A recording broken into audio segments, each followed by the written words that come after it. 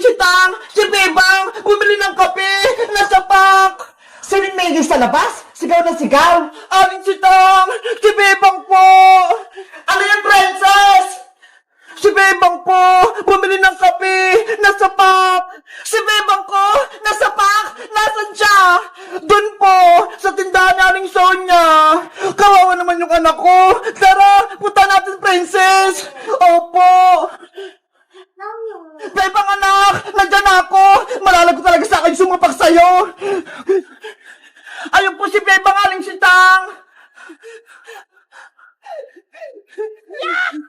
Bebang! Sino nang-away sa'yo? At sino sumapak sa'yo? Mayayari siya sa akin! Ano po, Nay? Wala naman po nang-away sa akin eh! Sabi sa akin ni Princess, nasa pa ka daw! Ano pa kasing sinabi mo, Princess? Hay nako, Aling Sitang, hindi naman po kayo nakikinig eh. Ang sabi ko po, si Bebang bumili ng kape ng nasa pack. Ayun po, hawak niya yung kapeng nasa pack na binili niya. Di ba po, Nay? Pinabili niyo po ako ng kape, nakapack. Ito po ho yung binili ko. Fake news naman to si Princess. Akala ko, meron ng masamang nangyari kay Bebang. Yun pala, wala. Hindi niyo lang po kasi naintindihan yung sinabi ko, Aling Sitang. Ikaw talagang Princess. Pinareviews mo pa si Nanay. Akin na nga yung kape ko, Bebang. Eto po, Nay. Kaping nakapak pala. Akala ko nasapak. Bebang, nasa na pala yung sisiw ko? Yung pinalaga ko sa'yo? Princess, may masama akong balita. Yung mga sisiw natin, wala na sila. Ano? Bakit? Pagising ko kaninang umaga, tumigas na yung mga sisiw eh. Hindi na sila humihinga. Nasaan yung sisiw ko, Bebang? Gusto ko makita. Nandun sila sa harap ng bahay. Nakalagay na sila sa lalagyan. Sisiw ko, nasaan ka na? Princess! Sisiw! Mabuhay ka! Mahal na mahal kita! Sorry, Princess, kung pati yung sisiw mo namatay. Kasalanan mo to, Bebang! Pinabayaan mo sila! Hindi mo sila inalagaan ng mabuti! Kaya yung sisiw ko namatay! Siguro, hinapol sila ng pusa kagabi. Pati pa nga yung green at red kong sisiw eh, nawala. Baka kinain sila ng pusa. Paano yan? Wala na akong sisiw. Wala na akong alaga. Ililibing na natin tong mga sisiw, Princess, para makapunta sila sa langit. Ayoko pa! Gusto pa makasama tong sisiw ko!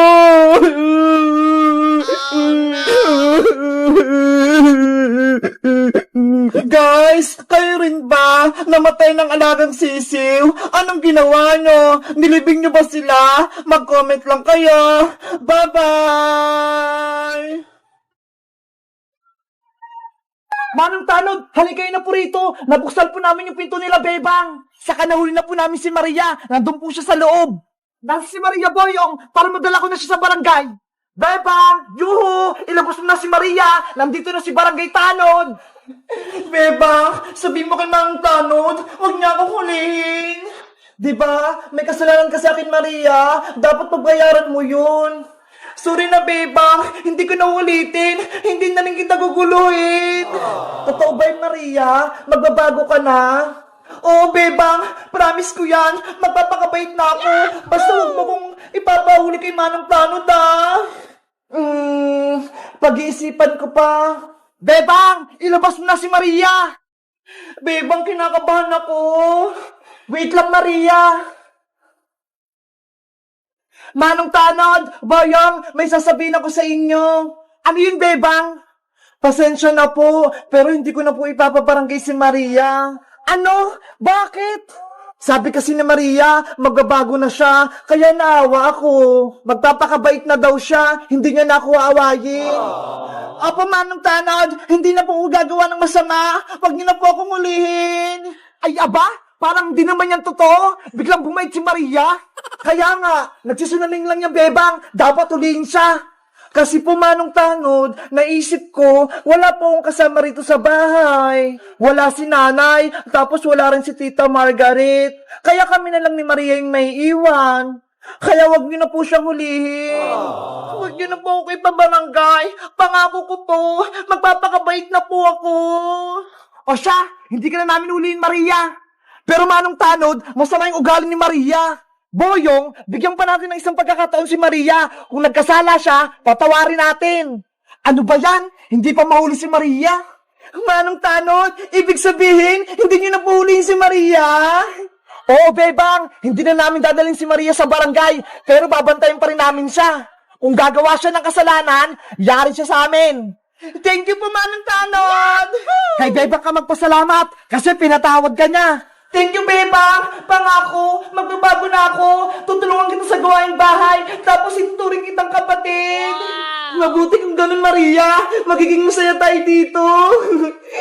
O siya, Bebang Maria, aalis na ako. Mag-iingat kayo rito. Mag-iikot pa ako sa barangay. Apa, Manong Tanad, mag-iingat rin po kaya. Ikaw, Maria, kapag may masama kapag ginawa kay Bebang, ako yung huli sa'yo. Naiintindihan mo? Oo po, Yung. Naintindihan ko. Sana maging magkaibigan din tayo kasama si Princess pati si Iska. Naku, ayoko sa'yo, no? Masama yung ugali mo. Eh, di wag. Kayong dalawa, para kayong aso't pusa. Lagi kayong nag-aaway. O siya, Bebang, aalis na ako. Mag-iingat ka dyan kay Maria, ha? Bye-bye, Bayang! May tumatawag! Sino kaya yun? Ako lang sasagot, Bebang! Hello? Sino po sila? Maria, si mami mo to. Hey, Mami! Kamusta ka? Namimiss kita! May sasabihin ako sa'yo. Makakalabas na ako ng barangay. Babalik ako sa bahay nila, Bebang. Antayin mo ako dyan. Oh, no! Talaga po, Mami? Uwi na po kayo rito! Humanda si Bebang sa pagbabalik ko. Papay na. Papay po, Mami. Ingat po kayo pa uwi. Maria, sino yung tumawag? Wala yung Bebang. Wrong number lang. Hindi ko yung kilala. Ganun ba? Siguro na mali lang yung dial nyo ng number.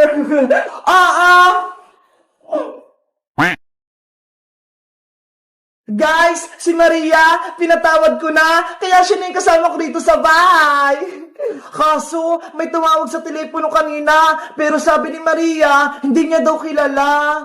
Kilala niyo ba kung sino yung kausap ni Maria? Mag-comment lang kayo para sa part 11. Bye-bye!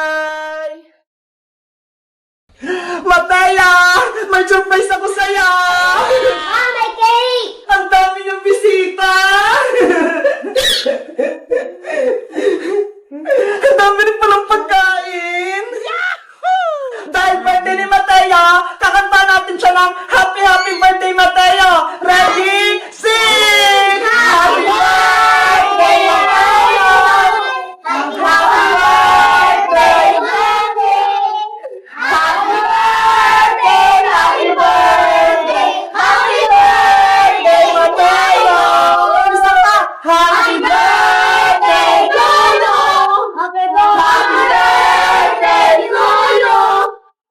Happy birthday, happy birthday, happy birthday, Mateo! Happy birthday, Mateo! Mateo, anong wish mo?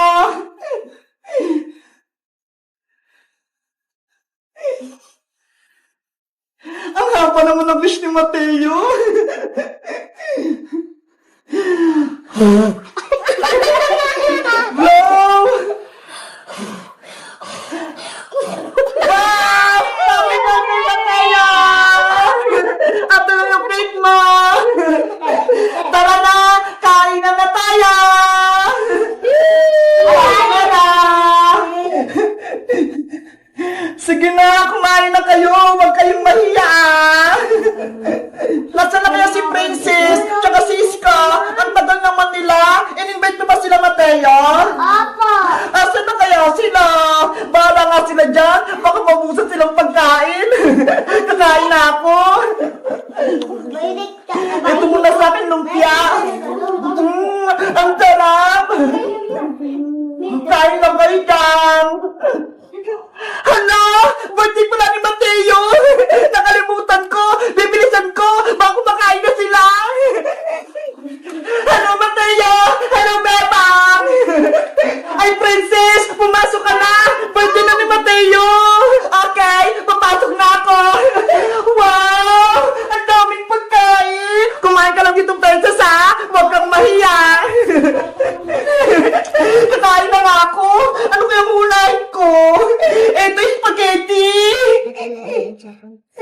Ang sarap nito eh.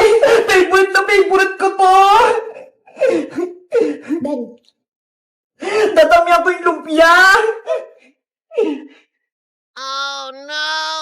Siyempre, gusto ko matikman yung palabok. Excuse pa.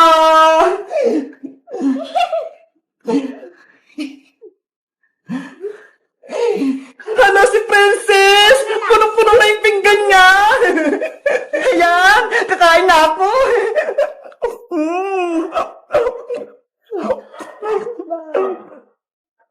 Wow! Ang narapdahan naman ang handa ni Mateo! Hoy, Princess! Dahan-dahan ka lang! Baka mapulunan ka! Ngayon lang ako kakain ng madami bebang eh! Kasi ngayon lang may nagka-birthday! Mateo! Hindi mo pala kita nababate! Happy birthday sa'yo! Pasensya na ha! Wala akong dalang regalo! Okay lang po yan, Ate Princess. Masaya po, nandito ka. Mas masaya siguro kapag papayagan mo akong magbalot ng pagkain! Okay po, uwian niyo po si Aling Tire. Talaga? Yay! Guys, 8th birthday na ni Mateo! Batiin niyo siya ng happy birthday! Kayo guys, kailan niyo ba yung birthday niya? Magkangat lang kaya! Bye-bye!